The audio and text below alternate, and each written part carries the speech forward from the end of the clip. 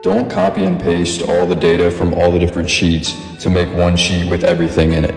You want to use the VStack function instead. It's going to make sure all the data is dynamic.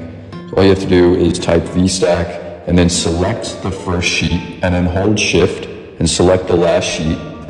Then we need to select our data. So select the first column, Control Shift right and then down. Now you have your cell selected. We want to give some extra room here and press Enter. Now you have all of your data on one sheet, but the problem is we have these empty rows. So let's get rid of that.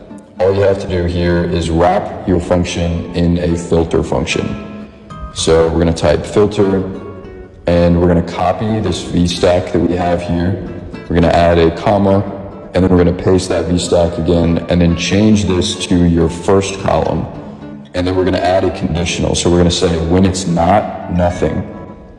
And then close that and press Enter. Now you have all your data in one table and there are no blank rows.